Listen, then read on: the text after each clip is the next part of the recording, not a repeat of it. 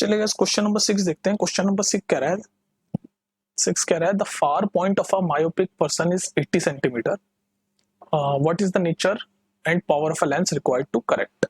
तो हमें power of a lens निकालना है और नेचर बताना है।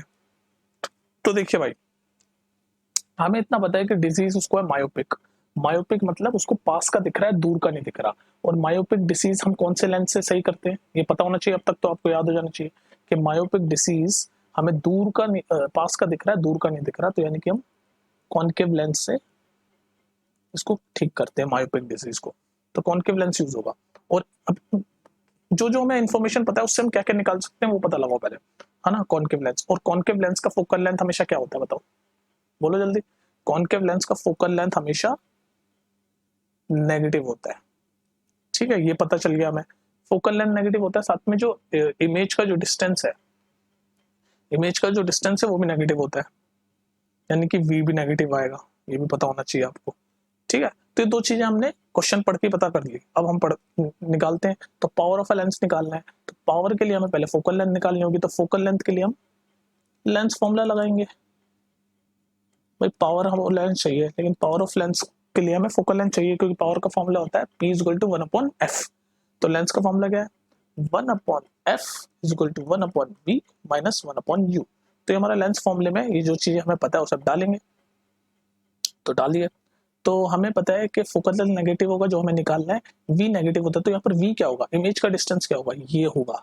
क्यों होगा इमेज का डिस्टेंस, भाई उसको 80 सेंटीमीटर तक ही दिख रहा है ना, तो यानी इमेज उसकी 80 सेंटीमीटर पे बन रही होगी। तो इसलिए इमेज का डिस्टेंस 80 है। तो v की वैल्यू आ गई, यहाँ पर मैं लिख देता हूँ, v की वैल्यू आ गई -80। और u की वैल्यू, ऑब्जेक्ट डिस्टेंस वैसे इन्फिनिटी होना चाहिए। क्यों, क्योंकि वैसे तो हमारी जो नॉर्मल आई है उसका विजन फार अवे तक इन्फिनिटी होता है। तो u की वैल्यू यानी ऑब्जेक्ट डिस्टेंस की वैल्यू इन्फिनिटी होनी चाहिए। तो अब यहाँ पर ये सारी चीजें हम इस फॉर्मूले में डालेंगे, लेंस फॉर्मूले में। तो हम फोकल लेंथ निकाल लेंगे। तो 1/f, v की वैल्यू 1/-80 और u की वैल्यू इन्फिनिटी, तो यानी कि -इन्फिनिटी। अब यहाँ तक देखो, अब इसको सॉल्व करो, यहाँ से फोकल लेंथ की वैल्यू आएगी।